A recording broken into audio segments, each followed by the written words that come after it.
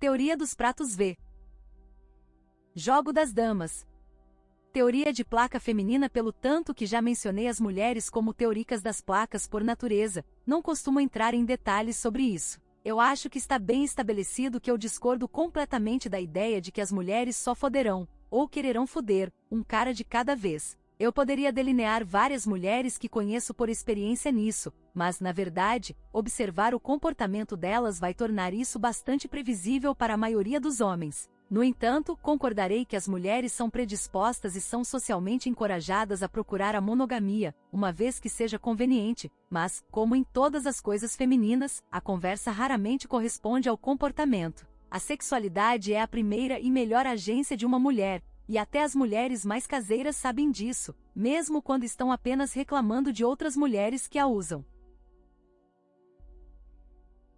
O princípio é que a primeira prioridade de uma mulher é buscar segurança, e mesmo quando confrontados com a duplicidade da estratégia sexual pluralista das mulheres, seria sensato termos isso em mente ao avaliar os motivos para os comportamentos. Sua metodologia é o que está em questão aqui.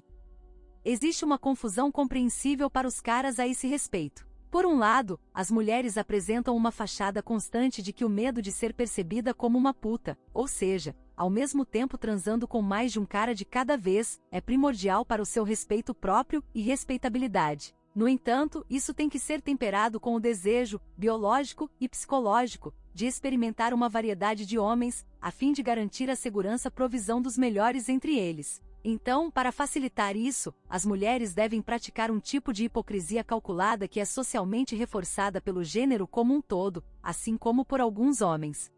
Geralmente aqueles tão sem opções que desculpam seus comportamentos para chegar à sexualidade delas, ou homens tão condicionados que eles ignoram isso como normal. É socialmente aceitável que uma mulher gire descaradamente pratos.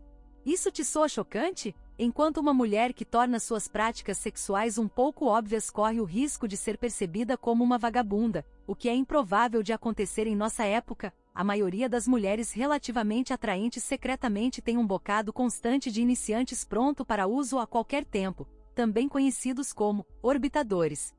Os orbitadores são os provedores de atenção, os caras do talvez. Faz pouca diferença em termos de opções disponíveis, das quais ela escolhe a qualquer momento. O próprio fato de que ela tem 5 ou 6 deles perseguindo-a é o suficiente para aumentar seu senso de autoestima, seu status social entre suas companheiras do mesmo sexo, e dar-lhe a confiança para soltar qualquer um dos seus pratos a qualquer momento, sabendo que mais 2 ou 3 caras, ou mais 20 no Facebook, estão prontos para tomar o seu lugar, sem perguntas, e com racionalizações pré-concebidas prontas.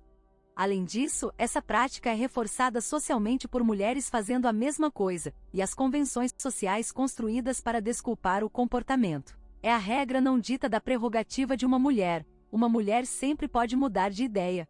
Essa é uma ferramenta poderosa para as mulheres, em qualquer situação. Se uma mulher não escolhe ser sexual, ela foi necessariamente forçada, ou obrigada, mesmo quando é depois do fato. Ou o babaca forçou-a física ou emocionalmente, ou ela pensou que queria, mas depois reconsiderou, faz pouca diferença. Em todas as situações sociais, o padrão é estar ao lado do feminino, o sexo frágil ou mulheres, por simpatia ou empatia, e homens, por um desejo de eventualmente se tornar íntimo delas.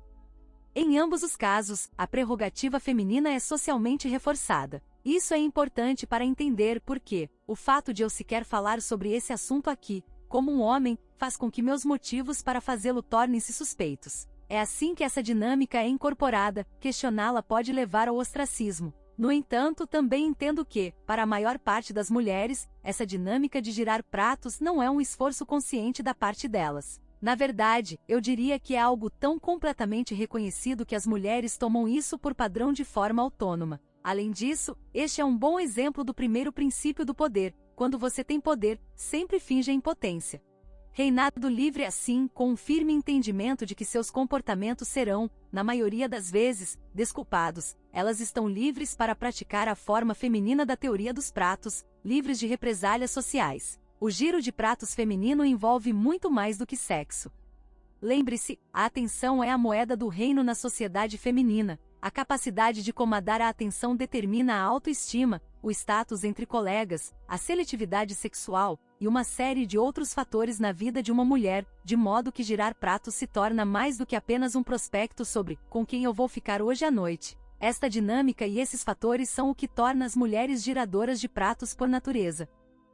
Mesmo quando uma mulher não tem nenhuma intenção de se tornar sexual com um cara do talvez, a atenção dele ainda tem algum valor para ela. Isso apela para a perspectiva de segurança a longo prazo, que é uma subrotina contínua a correr no seu cérebro posterior. Essa é a psicologia rudimentar por trás da hipergamia.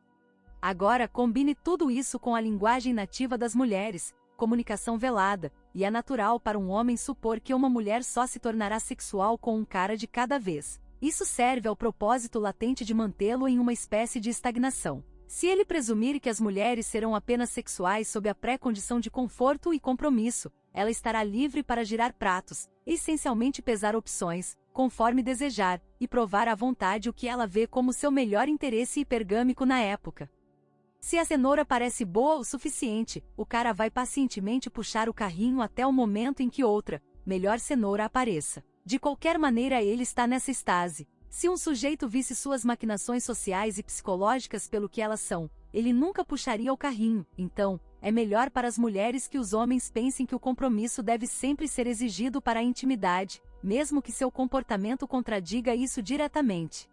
Guerra dos pratos. Por último, esta dinâmica social serve como uma arma muito eficaz para as mulheres umas contra as outras. A ansiedade da competição entre as mulheres é algo que os homens podem explorar para o seu próprio bem ao girar pratos, mas a razão pela qual isso é útil é porque as mulheres o usam prontamente umas contra as outras. Para uma mulher, dizer que outra mulher é uma vadia significa uma traição aberta a esse artifício social não dito. Essencialmente, ela está dizendo, as regras são que as mulheres exigem compromisso sexual, mas aqui está uma mulher que nunca será digna do compromisso de qualquer cara, porque ela não vai jogar pelas regras que vocês otários acham que ela irá. Ela é tacitamente desqualificada para o comprometimento de um homem, e é, pelo menos na opinião da mulher acusadora, uma ameaça reduzida nesta competição feminina. Ela fica exposta no mesmo jogo em que todos estão jogando, e assim sendo, perde a atenção, e portanto o status e a estima pessoal. Parece insignificante para os caras, mas é realmente uma guerra intragênero. Pense em quantas vezes uma mulher excepcionalmente atraente, que é completamente desconhecida para um grupo de mulheres com quem você está, será repreendida com base apenas na sua aparência.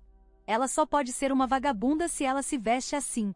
Estas são as mesmas mulheres que repreenderão um homem por basear sua avaliação de uma mulher em sua aparência exterior. Isto é ansiedade de competição feminina sendo manifestada. Peça a uma mulher para citar a atriz feminina mais atraente em que ela possa pensar. As probabilidades são de que será uma mulher, que, como um cara que você nunca pensaria, que apresenta a menor ameaça a essa ansiedade.